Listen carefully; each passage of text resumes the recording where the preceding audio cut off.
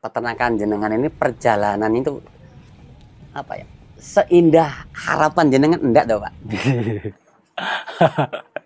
Makanya saya sudah berkali-kali ditanya orang seperti sampean nanyakan ke saya hari ini. Udah ratusan orang nanya ke saya.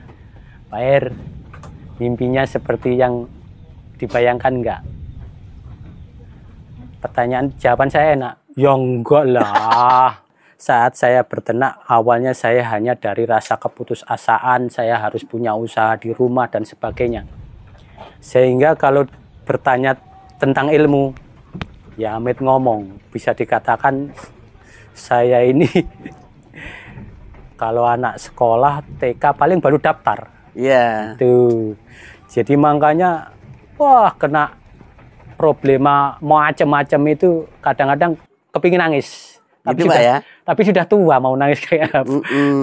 Istri saya sampai nggak tahu ngelihat problem kemasuk angin, mandem, yang beranak mati, kambing sudah disayang-sayang terus mati, macam-macam lah problemnya. Jadi kalau harapan itu seindah bayangan, ya mungkin bagi orang-orang yang duitnya besar, modalnya gede.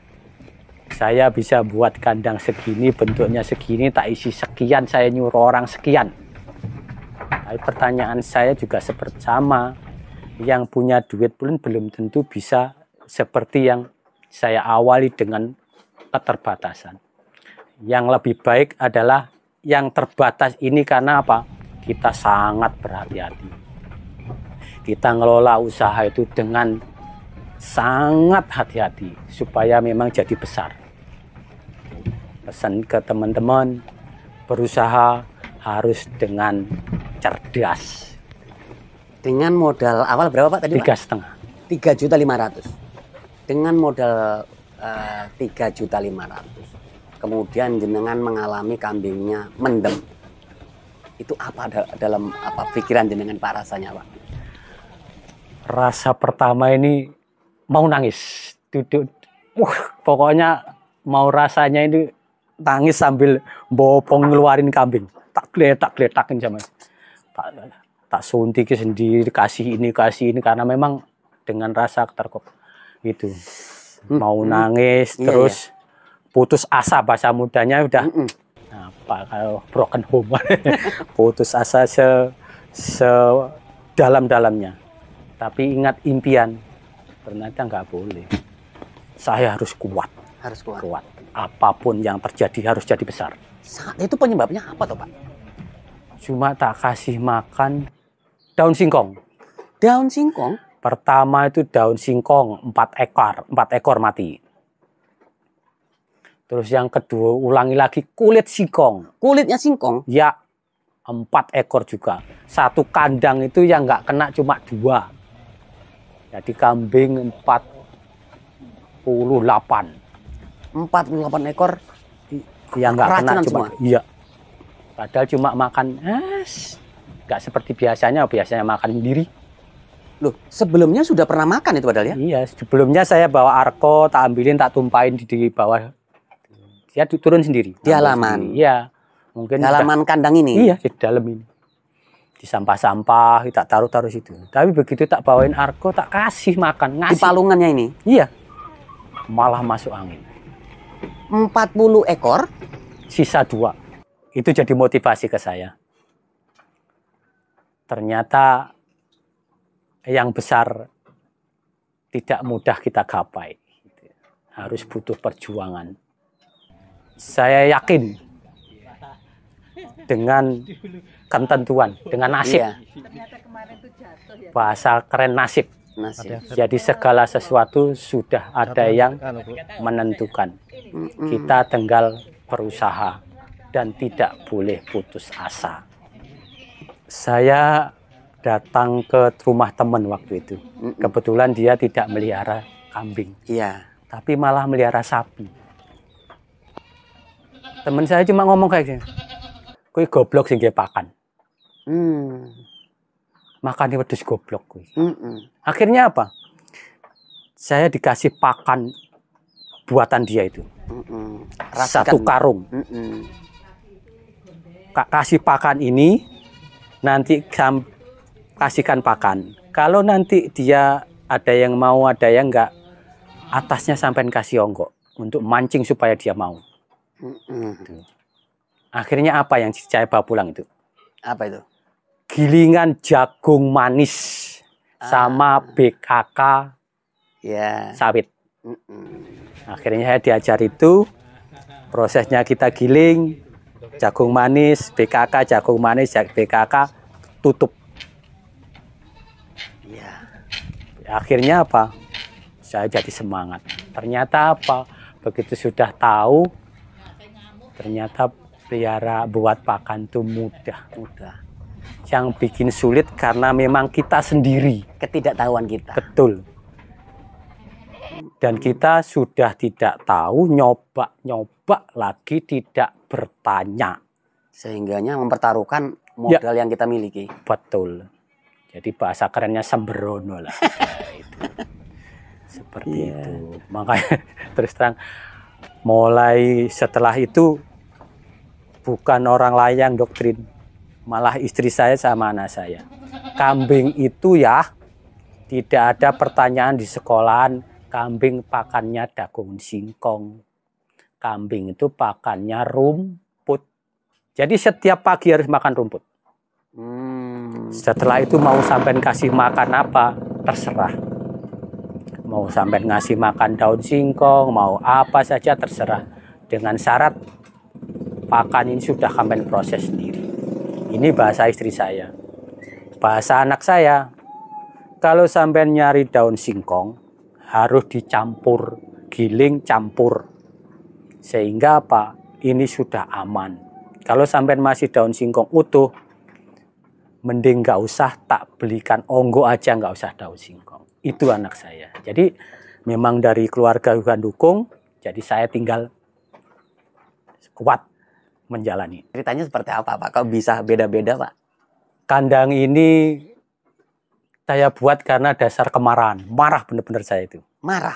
Kambing saya itu ada yang kawin, kemudian kakinya patah, dan sampai sekarang patah. Dari situlah saya buat kandang dan bentuknya seperti ini. Saya marah seperti itu. Marah-marah pokoknya sama istri saya, anak saya itu. Pokoknya hari ini harus kayu itu harus digesek. Kalau enggak, urus habismu gitu. Jadi dengan marah-marah saya itu. Karena sampai tahu sendiri, lihat pelihara kambing susah payah, terus ada satu kambing yang pincang itu. Itu nangis saya ngelihat itu ya. Bener, setiap melihat dia saya nangis. Iya. Kambing. Gak tahu saya kalau sama binatang itu kambing saya seperti apa, saya merasa sedih. Iya. Terharu ngelihat apa ya, merasa terenyuh lah ngelihat kambing. Ini sampai bikin kandangnya habis berapa, Pak? Sekitar karena kayu beli 5 jutaan lah. 5 jutaan. Tapi saya kan berangkatnya itu dari rasa putus asa. Bahasa kerennya itu sing penting ngingu. Sing penting ngingu. Itu. Sambil berjalan, saya sambil belajar, ngelihat tempat orang yang sukses. Belajarnya ke sana. Belajar ke tempat kayak saya ini kalau kemarin bahasanya kayaknya muluk-muluk belajarnya. Orang yang sudah pendapatan per tahun 1 miliar. Kak, kurang ajar. Saya belajar ke sana hanya kepingin ngelihat bahasa mereka. Sebelum dia sukses itu seperti apa? Perjalanannya. Iya. Sebelum dia sukses itu seperti apa gitu. Akhirnya ada 3 poin yang saya simpulkan dari saya ketemu mereka itu. Pertama adalah 3-4 tahun sampean baru bisa menikmati hasil usaha sampean. 3-4 tahun baru 4 tahun itu baru. Berarti nggak seinstan yang kita bayangkan ya, Pak? Betul. Tuh. Yang kedua, bukan jumlah kambing yang harus sampean pikirkan. Sampean kemampuan sampean nyiapi pakan per hari. Baru sampean mikir jumlah kambing. Seperti itu. Yang ketiga, kita kelola sendiri. Kalau kita jual murah, rugilah kita. Iya, Itu. karena waktu kita lama juga perawatannya. Ya, Begitu. makanya saya belajar dari mereka, akhirnya apa? Saya ini harus kuat, harus jadi dengan apapun yang terjadi. Karena ini sukanya kalau ngelihat kayak di tempat itu kambingnya sangat berinteraksi dengan saya. Jadi dia dekat dengan saya. Ini yang membuat motivasi saya ini jadi kuat. Kambing saya dekat dengan saya itu. Dukanya kalau ngelihat mereka ini sakit. Apapun bentuk sakitnya. Ini sangat sedih saya. Ngelihat dia kurus saja sedih. Iya. Nah, kalau untuk sakit sendiri itu yang sering terjadi apa biasanya? Biasanya mencret. Mencret. Ya. Itu mungkin kalau mencret itu banyak sebab dan saya juga belum bertanya ke orang. Ya, Mencret banyak faktor lah Pak ya. Iya. Ada katanya yang makan obat, padahal saya punya ladang, sebelah ladang saya itu lahan kosong itu hampir 2 hektar. Nggak pernah dianu. Peternak ini bisa dikatakan sukses. Pertama, kalau dia itu sudah mampu menyiapkan pakan sendiri. Terus kedua, jumlah kambing yang diharapkan ini sesuai dengan target yang dia mau capai. Terus saja kalau sudah angka 1 dan 2, 1 aja saya belum dapat. 1 belum dapat? Belum dapat. Pakan ini saya baru bisa menyiapkan, ngelolanya juga masih saya sendiri. Nah, karena keberhasilan menurut saya itu saya sudah gak bekerja lagi. Gitu. Kambing sudah ada yang ngurusi, tinggal nyuruh. Pakan tinggal kongkon jupuk. Itu keberhasilan menurut saya. Jadi targetnya jenengan adalah pengusaha nantinya. Ya. Mimpi saya ini di depan ini harus punya kambing minimal 150 ekor di sini. 150 ekor. Karena saya hitung tadinya saya punya 50 dengan 12 meter itu masih sisa 1 ruangan. Begitu kita kasih pakan itu masuk semua. Tak hitung. Saya harus punya kambing itu 150 dengan pola bahwa kandang saya tak rubah. Kandang yang sudah sekatan tak biarkan karena memang untuk yang laki-laki wajib. Untuk yang perempuan baru kita taruh di bawah. Itu. Pak Eri bisa membantu apa sih Pak peternakan ini untuk ekonomi Pak? Banyak sekali. Kalau orang berternak ngomong enggak, bahasa mudahnya enggak ada hasil, enggak usah ternak, ben enggak ditakoni wong. Tuh. Iya. Orang berternak mesti ada hasilnya. Yang sekarang kambing ini saya bisa membantu anak saya kuliah lagi. Peternakan ini solusi, Pak? Betul. Karena kalau saya ngacu ke anak saya aja, dia setiap 6 bulan sekali itu 1.500.000. Itu hal yang sangat kecil bagi seorang peternak. Kecil sekali. Untuk beban semester anak 1.500.000 per 6 bulan, kecil sekali. Cukup jualkan kambing 1. Terus terang saya masih punya mimpi 1. Besar sekali. Dan saya hidup di dunia itu nggak mau diomong orang saya orang kaya. Banyak orang kaya. Hartanya di mana-mana.